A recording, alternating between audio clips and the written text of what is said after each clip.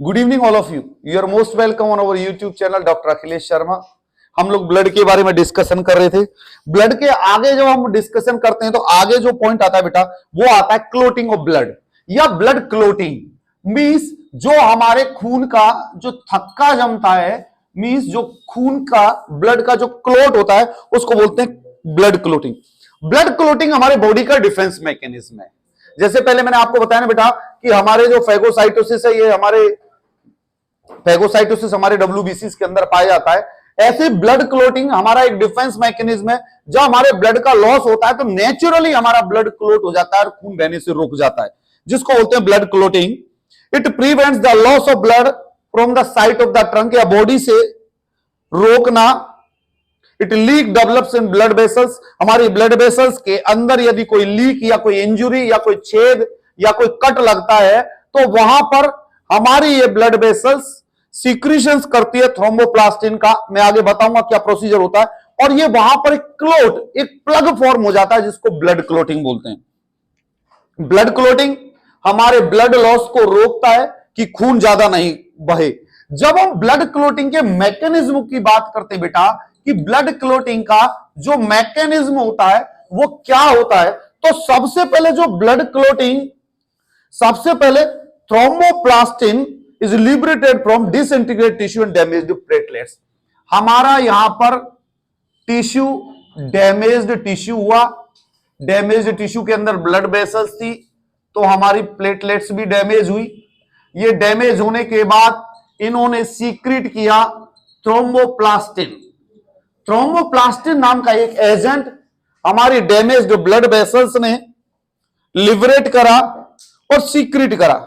ये थ्रोम्बोप्लास्टिन हमारे प्रोथ्रोम्बिन को थ्रोम्बिन में कन्वर्ट करता है। प्रोथ्रोम्बिन को थ्रोम्बिन में जो कन्वर्ट करता है बेटा वो कौन करता है? Thromboplastin plus in the presence of calcium. ये समझ में आया बेटा? ये थ्रोम्बोप्लास्टिन हमारे damaged blood cells, blood tissue से या ब्लड वेसल से थ्रोम्बोप्लास्टिन आया। ये थ्रोम्बोप्लास्टिन कैल्शियम की प्रेजेंस में प्रोथ्रोम्बिन को थ्रोम्बिन में कन्वर्ट करता है। ये थ्रोम्बिन हमारा फाइब्रिनोजन को FIBRIN फाइब्रिनोजन को फाइब्रिन में कन्वर्ट करता है। समझ में आया बेटा? डैमेज टिश्यू प्लेटलेट से थ्रोम्बोप्लास्टिन आया। ये थ्रोम्बोप्लास्टिन कैल्शियम की प्रेजेंस में प्रोथ्रोम्बिन को थ्रोम्बिन में बदलता है। ये थ्रोम्बिन फाइब्रिनोजन को फाइब्रिन में बदलता है। ये फाइब्रिनोजन को फाइब्रिन में कौन बदलता है? थ्रोम्बिन। और ये जो फाइब्रिन है, ये फाइब्रिन हमारी ब्लड सेल्स के साथ मिलकर क्लोट फॉर्म करता है जिसको हम क्लोटिंग बोलते हैं। ये क्या करता है बेटा? ये हमारा फाइब्रिन की स्ट्रक्चर कैसी होती है? थ्रेड्स लाइक स्ट्रक्चर होती है। ये थ्रेड लाइक स्ट्रक्चर हमारे ब्लड सेल्स से एंगेज्ड हो जाता है और एक क्लॉट फॉर्म हो जाता है। ये चीज समझ में आई? तो ब्लड क्लोटिंग के फॉर्मेशन को आपको इस तरीके से याद करना है और जब आप एग्जाम में दिखाएंगे तो आपको यह दिखाना है उसमें। अब जब हम क्लोटिंग फैक्टर्स को देखते हैं कि हमारे कौन कौन से क्लोटिंग फैक्टर्स होते हैं जो कि ब्लड क्लोटिंग को स्टिमुलेट करते हैं, तो सबसे पहला फैक्टर जो आता है, फैक्टर 1, वो होता है बेटा फाइब्रिनोजन। दूसरा जो हमारा फैक्टर होता है बेटा वो होता है प्रोथ्रोम्बिन। दूसरा कौन सा होता है बेटा? प्रोथ्रोम्बिन। और जो हमारा तीसरा फैक्टर जो होता है बेटा वो होता है थ्रोम्बोप्लास्टिन। तीसरा कौन सा होता है बेटा? थ्रोम्बोप्लास्टिन। मेरे बच्चों मैं आपको बता रहा हूं, आपको यदि ब्लड क्लोटिंग पूछा जाए तो आपको ये डायग्रामेटिक बनाना है, स्कीमेटिक रिप्रेजेंटेशन करना है। स्कीमेटिक रिप्रेजेंटेशन के बाद में ये आपको क्लोटिंग फैक्टर्स लिखने और इसको डिस्क्रिप्शन करना है। फैक्टर 4 जो आता है हमारा वो कैल्शियम है। इनको तो याद करने की जरूरत नहीं है क्योंकि इसके अंदर ही लिखा हुआ है। फैक्टर 5 जो आता है वो होता है क्विक्स लेवाइल फैक्टर। ये फैक्टर फिफ्थ होता है जो कि हमें याद करना है। फैक्टर सिक्स जो होता है बेटा, existence of this factor is not accepted, means जो छठा जो हमारा फैक्टर होता है EXISTENCS, existence of this factor not accepted, means छठे वाले फैक्टर को एक्सेप्ट नहीं किया गया है, मींस मौजूदगी का कोई प्रमाण नहीं है। फैक्टर जो सेवंथ आता है हमारा, इसको बोलते हैं बेटा क्विक्स स्टेबल फैक्टर, जो कि ब्लड क्लोटिंग के अंदर रोल प्ले करता है। और जो हमारा आठवां फैक्टर होता है वो होता है बेटा anti haemophilic factor, HAEMOPHILIC factor. Haemophilia रोग क्या होता है? हीमोफीलिया एक ऐसा डिजीज होता है, जेनेटिक डिसऑर्डर होता है, जिसके अंदर यदि हीमोफीलिया हो गया तो उसका ब्लड क्लॉट नहीं करता। यदि उसको इंजरी हो गई तो खून बहता रहता है, उसके बाद उसे एंटीकोगुलेंट का इंजेक्शन लगाते हैं, जब जाके उसका ब्लड रुकता है। तो एंटी हीमोफिलिक फैक्टर हमारा 8 नंबर का होता है। एंटी हीमोफिलिक फैक्टर यदि मौजूद नहीं है तो ब्लड क्लोटिंग नहीं होती है। फैक्टर जो 9 होता है बेटा, वो होता है हमारा Christmas factor, CHRISTMS, Christmas factor. ये आपको याद करने हैं। Factor fifth and seventh are required for the conversion of damage tissue into thromboplastin. हमारे डैमेज टिश्यू से थ्रोम्बोप्लास्टिन में कन्वर्ट होने के लिए पांचवा और सातवां फैक्टर जरूरी है। क्लियर हो रहा है? पांचवा और सातवां फैक्टर डैमेज टिश्यू से थ्रोम्बोप्लास्टिन में कन्वर्ट होने के लिए जरूरी है। और फैक्टर आठवां जो एंटी हीमोफिलिक फैक्टर है, यदि ये मौजूद नहीं होगा किसी पर्सन के अंदर तो हीमोफीलिया डिजीज पैदा कर देता है, तो इसका मौजूद होना जरूरी है। फैक्टर 9 क्रिसमस फैक्टर है। Christmas factor an American Negro named Christmas, इसका नाम अमेरिकन एक निग्रोस था, उसके ऊपर इसका नाम रखा गया Christmas factor. All the other factors were present but his blood did not clot. अब बेटा इसका नाम कैसे आया क्रिसमस फैक्टर? एक अमेरिकन निग्रो था, उसके अंदर ये सारे फैक्टर मौजूद थे, फिर भी उसका ब्लड क्लोट नहीं हो रहा था। तो भाई उन्होंने क्या करा, उसको नया नाम दे दिया फैक्टर नंबर 9 क्रिसमस फैक्टर। समझ में आया? तो ये क्रिसमस फैक्टर फाइंड आउट हुआ अमेरिकन निग्रोज के अंदर कि उसका ब्लड क्लोट नहीं हो रहा था और सारे फैक्टर मौजूद थे, तो उसको एक नया नाम दे दिया कि भैया इसको 9 नंबर दे दो, क्रिसमस फैक्टर। समझ में आ गया बेटा? अब जब क्लोटिंग की जब टाइम देते बेटा कि नॉर्मली ब्लड क्लोट होना, ये तो बेटा क्लोटिंग का प्रोसीजर हुआ जो आपको याद कर। ब्लड क्लोटिंग होने के लिए कितना टाइम चाहिए? तो बेटा कई किताब वालों ने 3 से 5 मिनट दिया है, किसी ने 5 से 7 मिनट दिया है। नॉर्मल ब्लड क्लोटिंग के लिए 5 to 15 मिनट्स का टाइम होना चाहिए। 5 से 15 मिनट, किसी किताब ने 30 लिख दिया होगा, तो कोई इतना फर्क नहीं पड़ता है, अलग अलग राइटर्स अलग अलग व्यूज होते। नॉर्मली ब्लड क्लोटिंग का जो टाइम है वो 5 से 15 मिनट होना चाहिए। जब हम ब्लड ग्रुप की बात करते हैं तो जब ट्रांसफ्यूजन हमें करना होता है, तो ट्रांसफ्यूजन, ब्लड का ट्रांसफ्यूजन करना बड़ा डेंजरस होता है, तो उस टाइम पे हमें ब्लड ग्रुप्स का ध्यान रखना होता है। ब्लड ग्रुप के अंदर produce these reactions occur due to the presence of agglutinin and agglutinogens in the blood. तो सबसे पहले मैं आपको डिस्कस करूं जो किताब बोलती है, प्लाज्मा और some individuals have some factors, these factors produce agglutination और haemolysis of the erythrocytes of other person. Agglutination का मैं आपको कहने का मैं एक बात बता देता हूं बेटा। मां का, जैसे किसी मां का ब्लड ग्रुप कुछ है और बच्चे का ब्लड ग्रुप कुछ और आ जाता है, तो उस कंडीशन में क्या होता है, पहला बेबी तो डिलीवर हो जाता है, दूसरा बेबी डिलीवर होने से पहले उसमें एंटीबॉडीज बन जाते हैं, जिसके कारण वो बेबी की इरिथ्रोसाइट्स को किल करता है। उसको बोलते बेटा, नाम याद नहीं आ रहा मेरे को, उस डिजीज को बोलते याद आ जाएगा, अभी मैं बताऊंगा आपको उसको। उस डिजीज को बोलते हैं जो बच्चे के अंदर इरिथ्रोसाइट्स को जो किल करता है, उसकी आरबीसी किल हो जाती है, उस डिजीज को बोलते हैं। उसका मैं नाम बताऊंगा आपको कि बच्चे का जो हीमोलाइटिक पीडोफीलिया कुछ इस तरीके से है उसका, मैं आपको बता दूंगा, इसका एक पर्टिकुलर नाम मैं बता दूंगा, अभी याद आ जाएगा मेरे को। तो हमारे जो ब्लड ग्रुप के अंदर, जब हमारे ब्लड के अंदर जो ग्रुप पाए जाते हैं, तो कौन कौन से ग्रुप होते हैं बेटा? Normally A group, B group, A B group और ओ बी ग्रुप। और प्लस का मतलब होता है रीसस फैक्टर प्रेजेंट। प्लस का मतलब क्या होता है? रीसस फैक्टर प्रेजेंट है कि नहीं है, प्लस। नेगेटिव का मतलब होता है एब्सेंट है रीसस फैक्टर। ये समझ में आया? ए बी और ओ, ये जो ब्लड ग्रुप है हमारे,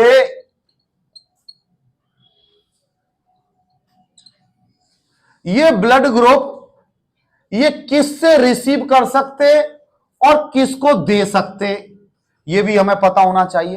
तो भैया ए ब्लड ग्रुप का आदमी किस किस से रिसीव कर सकता है ब्लड? तो ए बी से भी कर सकता है, ओ से भी कर सकता है। दे किसको सकता है? सिर्फ ए को दे सकता है और ए बी को दे सकता है। समझ में आ गया?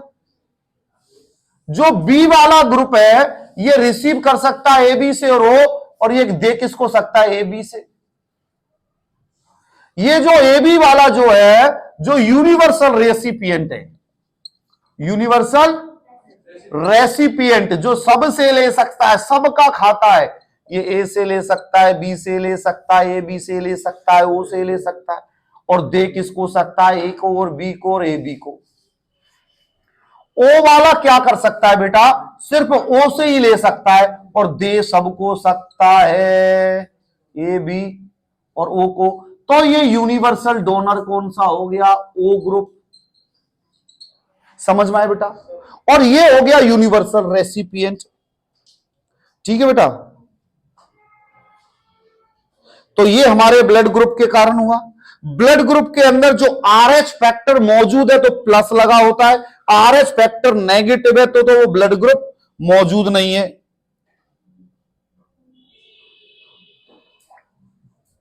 अब सुनना बेटा, कभी भी जिसके अंदर जिसका ब्लड ग्रुप आरएच पॉजिटिव है, तो या किसी का आरएच नेगेटिव है, तो आप उसे पॉजिटिव वाले का ब्लड ग्रुप नहीं चढ़ा सकते।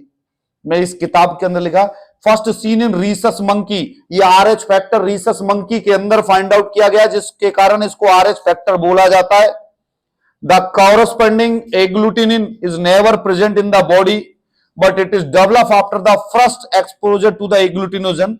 If RH positive blood is given to a RH negative person, no immediate reaction will come. यदि RH नेगेटिव पर्सन को यदि तुमने पॉजिटिव ब्लड चढ़ा दिया तो वो तुरंत रिएक्शन नहीं देगा, लेकिन जैसे ही तुम दोबारा दूसरा रिएक्शन, वो दूसरा ब्लड चढ़ाएंगे तो ये आरबीसीज को डिस्ट्रक्शन कर सकता है। ठीक है बेटा? वो डिजीज जैसे मैं बता रहा था ना, इरिथ्रोसाइट या हीमोलाइटिक पीडोफीलिया, कुछ इस तरीके से वो डिजीज आता है, मेरे को नाम याद नहीं आ रहा उसको, अरे मेरे को याद नहीं आ रहा, मेरे माइंड के अंदर वो बैठा हुआ वो डिजीज जो बच्चे के, अरे यार याद आ गया, इरिथ्रोब्लास्टोसिस फीटलिस, इरिथ्रोब्लास्टोसिस फीटलिस, ये याद आ गया। देखो, थैंक गॉड, इज्जत बच गई, वरना हमारे यूट्यूब वाले बच्चे क्या बोलते हैं, सर तो भूल जाते भाई। इरिथ्रोब्लास्टोसिस, ये तो समझ में आ गया बेटा। इरिथ्रोब्लास्टोसिस फीटलिस एक डिजीज होती है, नहीं डिजीज नहीं, ये कंडीशन होती है, डिजीज नॉट ए डिजीज, ये कंडीशन होती है इरिथ्रोब्लास्टोसिस फीटलिस, जिसके अंदर कहने का मतलब बेटा मैं शब्दों से समझा रहा हूं। Erythro means red blood cells, blast means breakdown किसकी? फीटस की रेड ब्लड सेल्स डैमेज हो रही है। कैसे? यदि मां का blood group A B positive है, दो पति पत्नी ने शादी की, मां का blood group A B positive और पति का ब्लड ग्रुप ओ पॉजिटिव। अब बच्चा तो किसी भी ब्लड ग्रुप का आ सकता है। मां प्रेग्नेंट हो गई, पति का ब्लड ग्रुप मां के पेट में आ गया, अब मां का ब्लड ग्रुप अलग है और बच्चे का ब्लड ग्रुप अलग है। ऐसी कंडीशन में फर्स्ट बेबी सेफ डिलीवर हो जाता है, लेकिन जैसे ही फर्स्ट बेबी डिलीवर होता है उसके तुरंत 48 आवर्स या 18 आवर्स 48 आवर्स की ड्यूरेशन के बाद उस फीमेल के अंदर एंटीबॉडीज डेवलप हो जाते हैं और जब वो दोबारा प्रेगनेंसी कंसीव करती है तो वो फीटस, वो बच्चा आएगा, एंटीबॉडीज पहले ही मौजूद है, वो उस बच्चे की आरबीसी को डिस्ट्रक्शन करती है, उस बच्चे की आरबीसी को डिस्ट्रक्शन कर देगी, मींस उस बच्चे को जिंदा नहीं रहने देगी। इस कंडीशन से बचने के लिए पहला बेबी जब डिलीवर होता है तो एक इंजेक्शन, एक एंटीजन इंजेक्शन आता है, गामा ग्लूटिनिन के नाम से आता है, anti D gamma glutin, anti D gamma glutinin के नाम से आता है, थोड़ा कॉस्टली होता है। वो इंजेक्शन जस्ट आफ्टर डिलीवरी लगा दिया जाता है मां को।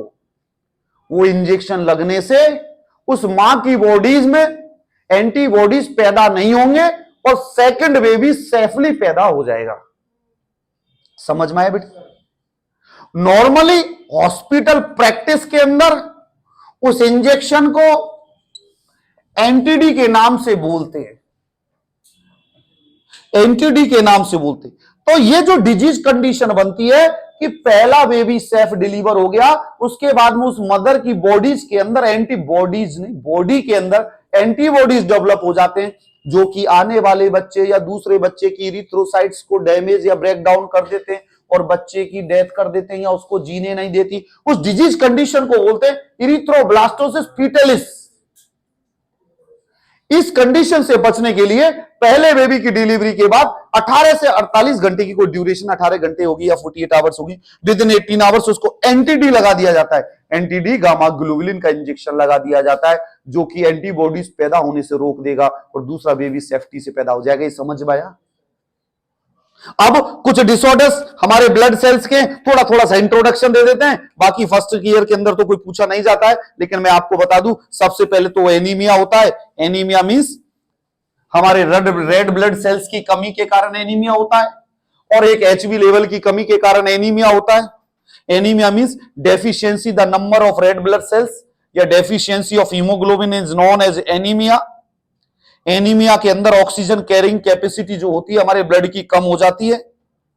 एनीमिया के कारण ब्रीथलेसनेस, सांस लेना, तो भैया जब खून में की कमी हो जाएगी तो सांस लेने में तो तकलीफ होगी, क्योंकि ऑक्सीजन को कैरी कौन करता है? हीमोग्लोबिन। हीमोग्लोबिन कहां पाया जाता है? आरबीसी के अंदर।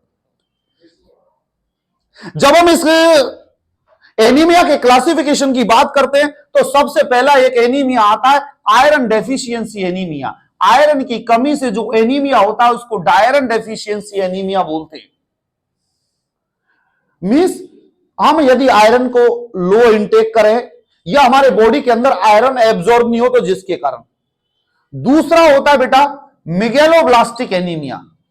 मेगेलोब्लास्टिक मैं समझाऊंगा बेटा, अभी रुको एक minute. Megaloblastic anaemia, ANEMIA anaemia.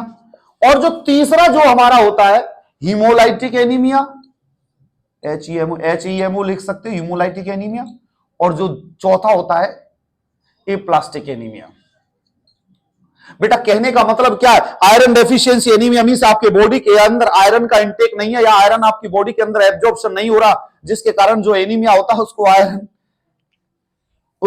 Iron deficiency anaemia बोलते हैं। दूसरा होता है मेगेलोब्लास्टिक एनीमिया। ये anaemia deficiency of vitamin B12 की और फोलिक एसिड की कमी के कारण होता है, जिसके कारण हमारी आरबीसी मैच्योर नहीं होती है। मींस बेटा megaloblastic means immature RBC, immature RBC. अब ये इमैच्योर क्यों हुई? विटामिन B12 की कमी से और फोलिक एसिड की कमी से, जिसके कारण डेफिशिएंसी हो जाती है, आरबीसी इमैच्योर रह जाती है, मैच्योर नहीं होती। इस तरीके के एनीमिया को मेगेलोब्लास्टिक एनीमिया कहते हैं, क्योंकि आरबीसी मैच्योर नहीं होगी तो फंक्शन पूरे नहीं करेगी आरबीसी के। और जो हमारा नेक्स्ट पाया जाता है परनीसियस एनीमिया। परनीसियस एनीमिया एक मेगेलोब्लास्टिक एनीमिया का ही टाइप है, जो कि डेफिशिएंसी ऑफ विटामिन बी12 की कमी के कारण होता है। Pernicious anaemia, pernicious anaemia. Anaemia क्या होता है बेटा? पर्नीशियस एनीमिया विटामिन बी12 की कमी के कारण ये जो एनीमिया होता है उसको पर्नीशियस एनीमिया कहते हैं। अब मेरे बच्चे, पर्नीशियस में क्या होगा? वही आरबीसी इमेच्योर हो जाएंगे। तो मेगेलोब्लास्टिक समझ में आ गया। फॉलिक एसिड और विटामिन बी12 ये दोनों हमारी आरबीसी को मैच्योर होने के लिए जरूरी है, लेकिन किसी कंडीशन में ये मैच्योर नहीं होती है, उसको बोला जाता है पर्नीशियस एनीमिया। समझ में आ गया बेटा? नेक्स्ट आ गया हीमोलाइटिक एनीमिया। हीमोलाइटिक ये शब्द खुद बोल रहा है। अरे आरबीसी का डिस्ट्रक्शन जल्दी जल्दी होना स्टार्ट हो रहा है, आरबीसी पूरा लाइफ स्पान नहीं जी पा रही, जिसके कारण जो एनीमिया हो गया उसको क्या बोलते हैं हम? Haemolytic anaemia. Due to increase destruction of red blood cells. RBC जो 120 दिन जीनी चाहिए वो 40 दिन, 50 दिन, 60 डेज पे मर गई, तो जल्दी जल्दी आरबीसी का फॉर्मेशन चाहिएगा, तो उस एनीमिया को बोलते बेटा हीमोलाइटिक एनीमिया। जो एक तो हेरिडिटी डिसऑर्डर्स के कारण हो सकता है, मैकेनिकल इंजरी कोई आरबीसी को हो जाए तो उसके कारण हो सकता है, या मलेरिया लाइक इन्फेक्शंस के कारण हो सकता है, क्योंकि मलेरिया के अंदर हमारी आरबीसी का डिस्ट्रक्शन होता है। नेक्स्ट होता है एप्लास्टिक एनीमिया। ये एप्लास्टिक एनीमिया हमारे बोन मैरो के suppression of bone marrow. Aplastic anaemia means suppression of bone marrow function, suppression of bone marrow function, इसको क्या बोलते हैं बेटा? Aplastic anaemia. समझ में आ गया? ये कई बोन मैरो जैसे कुछ ड्रग्स, केमिकल्स, इरेडिएशन और मैलिग्नेंट डिजीज जिनके अंदर आरबीसी सप्रेस हो जाती है। किसी को ब्लड कैंसर हो गया, आरबीसी प्रोडक्शन नहीं कर पा रही, या बोन मैरो का कोई डिजीज हो गया, या कोई केमिकल हो गया, या कोई रेडिएशंस के अंदर रहता है, जिसके कारण आरबीसी में प्रोडक्शन कम हो गया, जिसके कारण जो एनीमिया होता है उसको बोलते हैं एप्लास्टिक एनीमिया। ये चीज समझ में आई आपको? ये चारों वर्ड समझ में आ गए? Iron deficiency anaemia, megaloblastic anaemia, haemolytic anaemia और aplastic anaemia. Megaloblastic means related to vitamin बी12 and folic acid. Haemolytic means जल्दी जल्दी डिस्ट्रक्शन हो रहा है। Aplastic means bone marrow suppression हो गई। ये समझ? एक वर्ड आता है पॉलीसाइथीमिया। पॉलीसाइथीमिया एक increase in the number of red blood cells, abnormal increase number of red blood cells के कारण हमारे ब्लड की विस्कोसिटी मींस ब्लड गाढ़ा हो जाएगा, जिससे कि अरे भैया नॉर्मल जितनी आरबीसी चाहिए उससे ज्यादा आरबीसी हमारे ब्लड में आ जाएगी तो ब्लड गाढ़ा हो जाएगा, जिसके कारण ब्लड क्लोटिंग के चांसेस बढ़ेंगे। ब्लड क्लोट होगा तो हमारा हार्ट अटैक आ सकता है, इस्चीमिया हो सकती है, कोई भी प्रॉब्लम हो सकता है। एक दूसरी कंडीशन होती है बेटा पॉलीसाइथीमिया बेरा, जिसको बोलते हैं abnormal excessive production of erythrocyte precursor, जिसके कारण हीमोग्लोबिन का लेवल बढ़ जाता है। तो ये जो हमने पढ़े ये इरिथ्रोसाइट्स मींस आरबीसीज की डेफिशिएंसी के बारे में पढ़ा। अब थोड़ी सी हम डब्ल्यूबीसी के लिए पढ़ लेते हैं कि डब्ल्यूबीसी के बारे में। शांत बेटा, 2 मिनट का और टॉपिक है आपका, 2 मिनट का टॉपिक है, 2 मिनट में खत्म कर देंगे। डब्ल्यूबीसी के अंदर सबसे पहला वर्ड आता है ल्यूकोसाइटोसिस। साइटोसिस भाई साहब, cytosis means excessive production of WBC. अरे बेटा किसी के अंदर साइटोसिस लग गया, cytosis means excessive production of leukocytes को साइटोसिस बोलते हैं। और पीनिया मींस कम हो जाना। न्यूट्रोफिलिया इंक्रीज इन द, जैसे ल्यूकोसाइटोसिस में नॉर्मल 8000 पाई जाती है, 10,000 हो जाएंगी। न्यूट्रोफिलिया में इंक्रीज नंबर ऑफ न्यूट्रोफिल्स हो जाएगा, जो कि नॉर्मली इन्फ्लामेशन में होता है। इयोसिनोफिलिया, इयोसिनोफिल काउंट बढ़ जाता है, किसमें? नॉर्मल एलर्जिक रिएक्शंस में। अरे जुकाम हो जाती है एलर्जी से तो इयोसिनोफिल बढ़ जाता है, अस्थमा में इयोसिनोफिल बढ़ा हुआ होता है। ल्यूकेमिया एक कैंसरस कंडीशन होती है जिसके अंदर over production of white blood cells होता है, मींस डब्ल्यूबीसी का ओवर प्रोडक्शन हो जाता है, जिसको हम ल्यूकेमिया बोलते हैं। ल्यूकेमिया माइलॉइड और लिम्फोसाइटिक ल्यूकेमिया होता है। ल्यूकेमिया किसी भी एज में हो सकता है, नॉर्मली बच्चों के अंदर पाया जाता है। एक होता है ल्यूकोपीनिया। ल्यूकोपीनिया का मतलब होता है बेटा decrease the number of leukocytes. मैं ये इस कारण बता रहा हूं कि ये थोड़ी सी टर्म्स आपके माइंड में बैठ जाए। अब आता है बेटा डिसऑर्डर ऑफ प्लेटलेट्स। जब प्लेटलेट्स की जब हम डिसऑर्डर्स की बात करते हैं तो थ्रोम्बोसाइटोपिनिया मींस डिक्रीज। जब कंडीशन प्लेटलेट काउंट डिक्रीज हो जाता है तो उसको थ्रोम्बोसाइटोपिनिया बोलते हैं, और जब प्लेटलेट्स का काउंट बढ़ जाता है तो उसे थ्रोम्बोसाइटोसिस बोलते हैं। इस प्लेटलेट्स के प्लेटलेट्स के कम होने के कारण पेचियल हेमरेज हो जाते हैं। जैसे आपने डेंगू में देखा होगा, बोलते हैं ज्यादा आपके हाथों पे उन पे धब्बे पड़ जाए या खून के क्लोटिंग के निशान आ जाए तो बता देना, क्योंकि वो साइन होता है कि प्लेटलेट्स बहुत कम हो गई है। तो पेचियल हेमरेज, ब्लीडिंग टाइम ज्यादा हो गया है, defect in the retraction of clot, यदि कोई क्लॉट के अंदर डिफेक्ट आ रहा है या ब्लड जल्दी क्लॉट नहीं कर रहा है तो प्लेटलेट के कारण ब्लड जल्दी क्लॉट नहीं होगा, पैचेज फॉर्म हो जाएंगे, रिट्रैक्शन ऑफ क्लॉट हो जाता है। अब हमारे डिसऑर्डर्स ऑफ क्लोटिंग की जब हम बात करते हैं तो एक तो हीमोफीलिया बेटा, नॉर्मली हमारे 8 नंबर का जो क्लोटिंग फैक्टर वो एब्सेंट हो जाता है जिसके कारण हीमोफीलिया होता है। एक होता है thrombosis, thrombosis means intravascular blood clotting की जो स्ट्रेंथ है वो बढ़ जाती है, वो थ्रोम्बोसिस कहलाता है। ये थ्रोम्बोसिस हमारे ब्लड वेसल्स के अंदर ऑब्स्ट्रक्शन पैदा करता है। ये ऑब्स्ट्रक्शन हमारे नीचे कार्डियक डिजीज पैदा कर सकता है।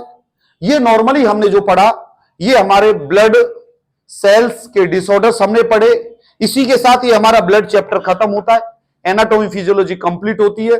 बाकी की और हमारी वीडियोस देखने के लिए हमारा YouTube channel doctor Akhilesh Sharma subscribe करें, शेयर करें, बताएं और देखते रहे। Thank you so much, bye bye, take care.